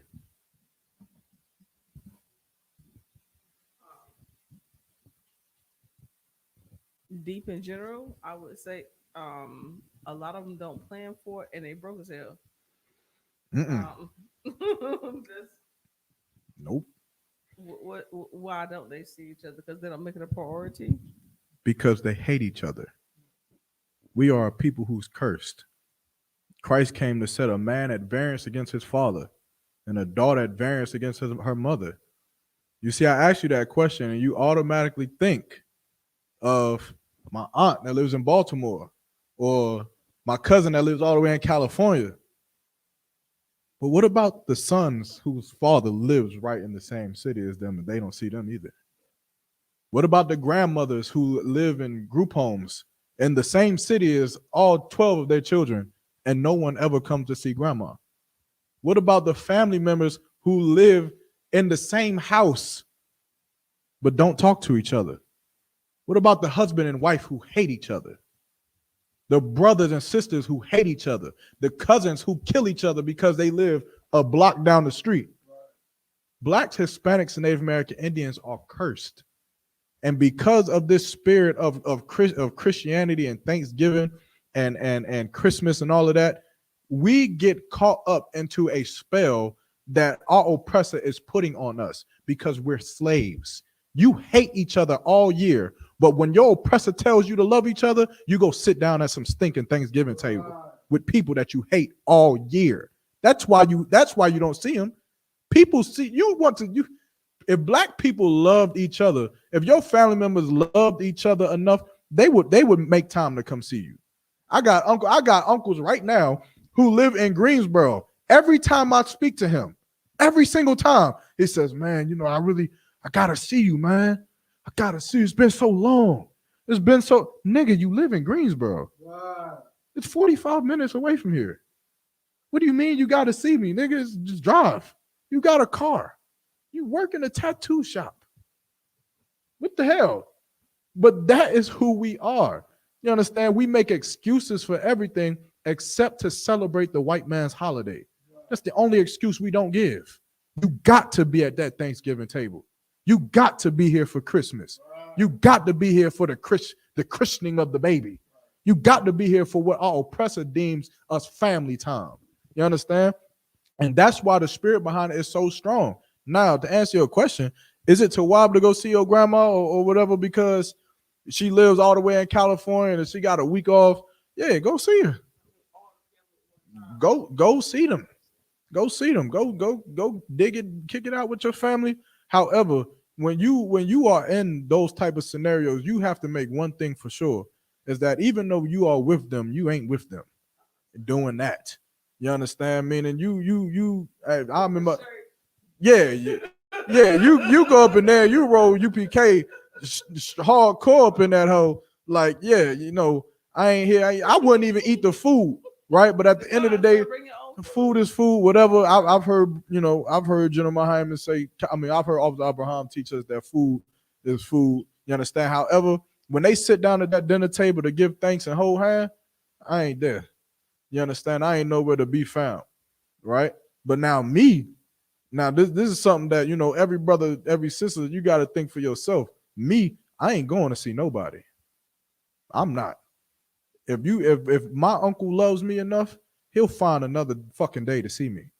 I'm not going to no damn Thanksgiving dinner because he got the day off. I'll come see you when you got a day on. When you get off work for 2 hours, I'll see you then. But I'm not going, and that's just me. You understand? Other brothers may go, and you ain't sinning by going to your grandma's house. You understand? But me, nah, I'm not gonna do it. You understand? Because if my family members want to see me, if it's that important that they see me, then guess what? They see me, but they don't ever see me no other time of the year. They don't ever call me to see me no other time of the year. They don't ever even get on the phone to even discuss about planning on us all coming together and doing anything no other time of the year. But because of the emotions rising of all precious holidays, you understand, and which is a spirit you hate to catch it. And what's happening when you driving down the streets and you start to see the lights. Those lights are meant to make you feel a certain type of way. Those lights are meant to make you start thinking about your slut ex. They're meant to make you start thinking about your terrible mom or your grandma that you left in the damn nursing home for 2 years. They're meant to make you start feeling emotional. The songs, the Christmas songs, is meant for you to start feeling a certain type of way, and it's making you feel that way for a reason. You understand? And that's a spirit I don't get caught up in. Don't call me during no Thanksgiving. You understand? My mom be trying it now. She try to say, we don't gotta do nothing on Thanksgiving. We gonna do it on the day before or the day after. And we just gonna eat a little bit. I'm like, I'll see you in 2 weeks. You'll be fine. You understand? And we'll leave it at that. What you got, sis? So I was gonna say the water, because I'll see them next year when we plan another family reunion. Family reunion, right? How could we forget? Plan a family reunion. That being the case, I also want to say the water to y'all. I love y'all so much. For the second time in the last 2 months, my daughter reminded me. She said, "Mom, are you going to class tonight?" Most high, give her a hand. You know what I'm saying? Hell yeah. She said, "Mom, are you going to class?" I said, "Yes, baby, I'm going to class." So it's like, and one day I'd like to make sure that I want them to show up too. They ain't here yet, but they reminding me to go to class, and that's showing me that whatever they see in me, they value. And the way that I value y'all brothers and sisters, I love y'all so much, and I'm so thankful. The water, sis, and we love you too. You understand? We love you for the sacrifice you make to even rock with a couple of barbarian knuckleheads up in here like us. You understand? Yeah, most high in Christ. We all crazy up in here. You understand? That's just how we get down. We go up in them Thanksgiving dinners or whatever, and we say shalom. Yahweh Ba'Shem Yahweh Shabbarak Thumb. The fuck is that? I said shalom. You understand? Yeah, Thanksgiving is fun. Look, I go in there and cause my family they wouldn't even want me to come. Yeah, so I don't even know what the argument is. Like, I don't even know what he's talking about. They don't want me to come because the second they say Happy Thanksgiving, I'm gonna say I ain't happy about the slaughter of the Native American Indians. You understand? Ain't nothing happy about that. You understand? He go, what you mean? I'm like, oh, no sweat. Let's go. I'm gonna call Thabawan. Hey, brother, can you read for me real quick? Man, go be asleep. Like, I got you. Out of the spirit of brotherhood, I got you. You understand? But that's also what you want to do whenever you in any situation, right? Where because of course we in hell, there are certain things that you just cannot control, right? It's gonna be holidays. People around you gonna be celebrating these holidays. They're gonna be enjoying in the spirit of these times. And what you and you can't control those things. But what you can control is how you represent the Most High in the ISUPK. You can control that. You can be up in there. It's some brothers. I remember I was in the school and I was kind of at the age where I really didn't have a choice whether to go to Baltimore and see my family or not for Thanksgiving. So, but I still got pictures in my phone. I went in there with a UPK headband on, with a black trench coat, some black cargos, and black boots. I was a trooper at the time, and I was in there. You understand? When they was ready to start praying, I left. Understand? Went outside. Was just on a block in Bird City by myself, chilling until my cousin came out there and we started talking about why I couldn't even do those things, man, or why I couldn't partake in those holidays and things like that. And of course, we sat and talked for hours. And can you imagine what he told me when I told him that it was about the slaughter of Native American Indians? Which what any Christian would say is, I didn't know that. You understand? And he said, I gotta look more into that, cuz, and all of that, man. But what you can do is represent the Most High when you in any situation like that. You understand? And who knows? You might bring somebody into the truth. You never know. You understand? But drop that. Let's go to matter of fact. I don't want to go next. I'll leave that alone.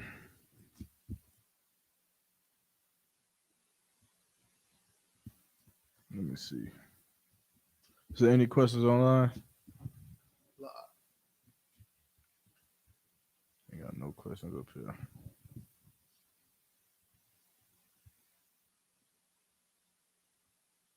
Damn, man, I ain't know Thanksgiving was this close. I swear, being in the truth, it's like the world got to remind you now. Yeah, man. My daughter had daycare. My real daycare closed tomorrow. I'm like, what the fuck? I mean, I gotta stay home and watch. What you mean daycare closed? They like it's Veterans Day. Man, what the hell? Veterans Day. Man, if I didn't teach class, if I stayed in the house, I would never know about these holidays. I would never know. They'd be like, today Thanksgiving. Like, nope. Understand? But that comes with just being in the truth, man. Let me see.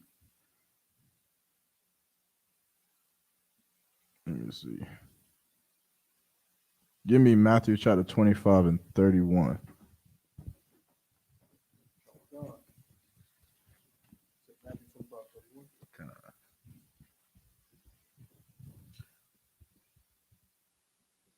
This is the book of Matthew, chapter 25 and verse 31. Mm-hmm.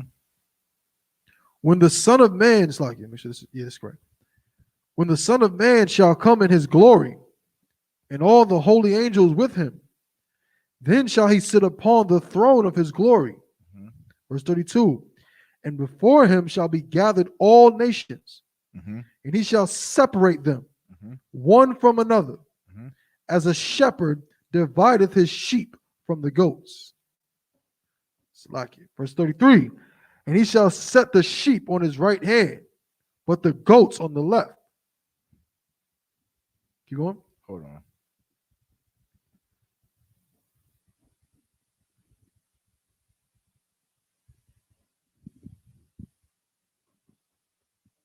I said 25. God. Oh, I see. Salaki, go to verse 40. God. The book of Matthew, chapter 25 and verse 40. Mm-hmm.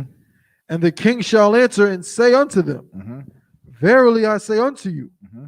inasmuch as ye have done it unto one of the least of these my brethren. And as much as you have done it unto one of these, the least of my brethren, you understand what's that? Who is the least brethren? Who does this talk about? Davon? Just like a brother who's, might be of lower stature, like a lower rank brother, so to speak. Or Poor brother. Think about generally about Israelites. Who else could be someone who's considered low? A poor brother. Think more tribal. Who's the chief tribe? Judah. So think more tribal, right? Who could be considered low? Who could be considered low? Well, so like, if I made my understanding is that Judah's only the chief tribe because of Christ. Mm-hmm. So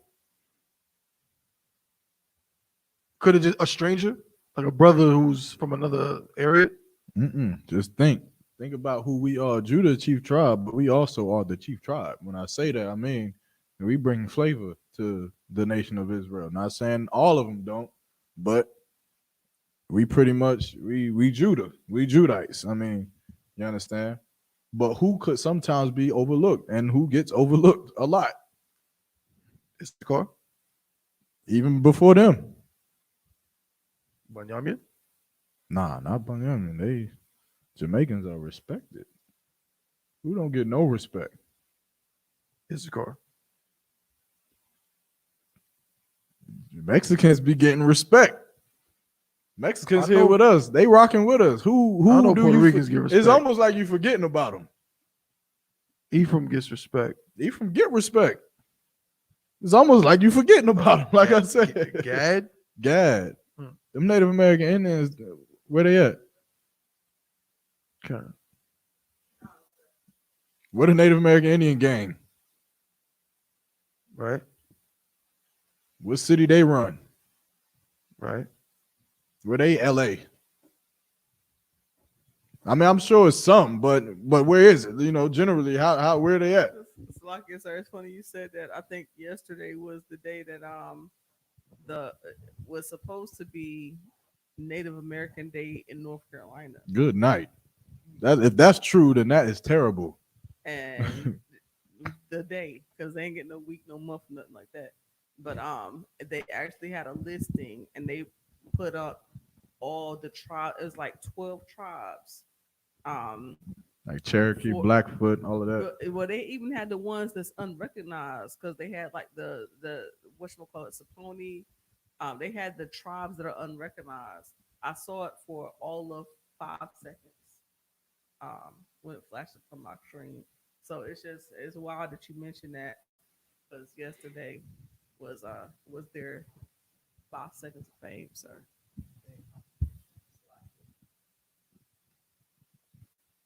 You understand? So they could be the least, right? We could look at Native Americans like they ain't even Israelites, right? And that's the spirit that we've had, especially in certain celebrating Thanksgiving. You understand? Because that is the slaughter. That is about the slaughter of those brothers. Man. That's right. You understand? And the king said, "What? No sweat." And you understand? And the king said, "What?" Matthew 25:40. And the king shall answer and say unto them, Mm-hmm. Verily I say unto you, Mm-hmm. inasmuch as ye have done it unto one of the least of these my brethren. You done it to one of the least of these, my brethren, man. You think that celebrating Thanksgiving is fine because you don't see Native American Indians every day, so you can't correlate the pain. You understand? You can't what you call it? Identify the pain that they have, right? But those are our brothers. That's right. You understand? Nevertheless, those are our brothers. Those Native American Indians are our brothers, man. And they got killed by the same man that kills us, the same man that kills those Mexicans on them borders, man. And for us, for a brother to go and sit at some table, or a sister to go and sit at some table for Thanksgiving during a time when those during Thanksgiving time, them Native American Indians are crying, man. They are sad, man, because we thinking of a good holiday and having fun. You know what they thinking about? Their ancestors that had to be slaughtered. They thinking about their ancestors in the land that's been taken away from them. You understand? The Native American Indian brothers, they ain't nothing but a sideshow. That's what they've been beaten down into. They've been raped, murdered, and killed and pushed off their land to the point where they are a sideshow for quarters and dollar bills. And during Thanksgiving, they are suffering.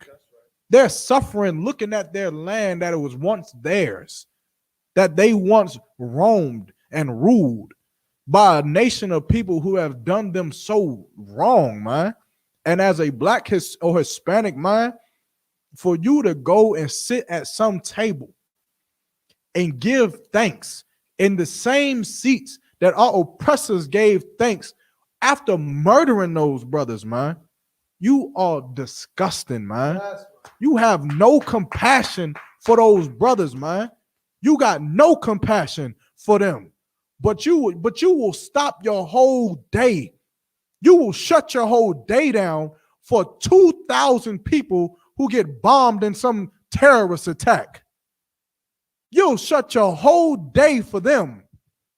But 77 million of your brothers, man, your family, your blood, who was murdered, man, on a Trail of Tears, something that you taught about in school. It ain't no secret. You learn about it. You understand how diabolical a beast is for him to murder your people and then teach you about it? He don't even try to hide it. He tell you, yeah, we killed him. And it was by God's grace that we did it. And we built America because we did it. And this the holiday we're going to celebrate because of it. And you sit down and you dig that fork into that old stinking ham hock. Ain't ham the ass of a pig, Salakia. Y'all are disgusting, man. You's a disgusting individual, man. If sis, what you got, man? Salakia. Because it was funny when Norbert said that when they said on Norbert he was eating turkey ass. It was hilarious. Y'all really doing it with a pig. Like this, sir. By the time you got me to that last part, I missed my point, so I'm gonna let it go. Good night. You Salakia. You had my that. Oh, so I go ahead. I found it, sir. One of the things that they don't also tell us is that, especially around these areas, a lot of the people around here don't understand that they are Gad. A lot of our people don't understand that they are part of that tribe. They not just Judah. And that's something that, we can eventually look into. But when it comes down to it, it's some scripture and it says that we're sifted. But they've changed so many things and they've made it so that we don't know who we are. A lot of us were here, and because like my family, I know some of it, not all of it. And the deeper it gets, like the more angry I get. I get very frustrated because we don't know how much was stolen from us. When they stole our history, when they started changing things, when they started making something into something else, it made it easier for them to deny us claims. And it's like it, sir, because I start getting. No, you too wild, sis. I start getting really upset about it because I know I can always express it, but I know how much was stolen from us. Mm-hmm. Like the Most High, he put us in a certain situation because of our disobedience. Mm-hmm. I don't think that negates the fact that they still have a price to pay for what they did to us after. Right, and that's why I brought up earlier. They're gonna pay that price. You understand? That's the price they're gonna pay. Like our oppressor is so just evil. He's so evil. You understand that we talking about a man who herded buffalo, masses of the buffalo, off of cliffs.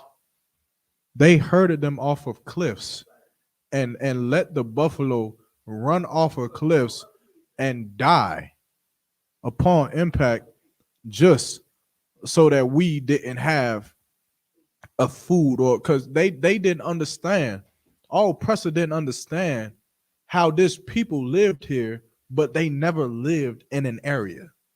They couldn't fathom why y'all always moving. They didn't get the fact that, the Native American Indians, they lived amongst the buffalo.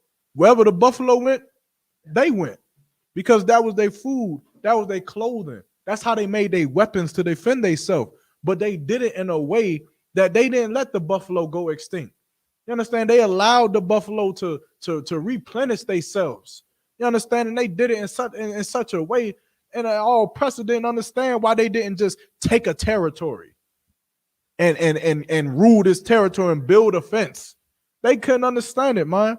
And so they slaughtered all of the buffalo, man, made them to run off cliffs, man. Like, you got to be evil to make some buffalo run off cliffs just to kill Native American Indians. What you got?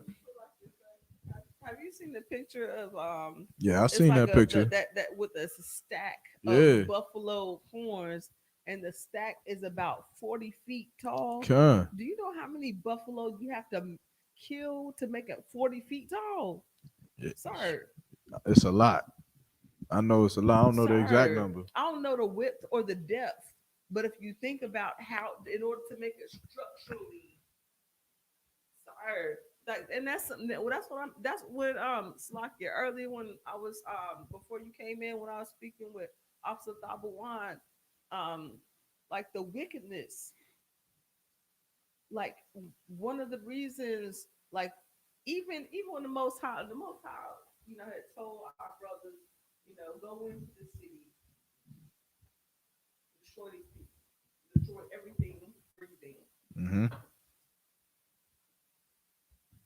We were disobedient. I don't know what we left. It might have been a goat, a sheep. I think something was left. it was a goat. Man, I swear, and I wish we would have been obedient, because and we're still reaping. You know what I'm saying, from disobedience. God. And it's like you still have to deal with all of these issues from these people, because we just at certain points in time we just didn't we didn't listen. Right. Which We're is trying to learn how to listen now. we trying to learn how to follow orders. Follow these orders now that law, statutes, commandments. God. And that's why this ISUPK is so important, man. Because it's the only thing that's gonna save blacks, Hispanics, Native American Indians, man. By teaching blacks, Hispanics, man, to stop celebrating Thanksgiving, man. Stop celebrating Thanksgiving. It is nothing more than the slaughter of your brothers, man. And it's a disgusting thing. And it's a great sign of hatred, man. It's a great act of hatred for you to go and celebrate Thanksgiving, man. You understand? And it's something that we should not participate in. And that's just that, man. But I think we over the time. So with that, I'm going to pass the class over to Priest and Officer Thabawan.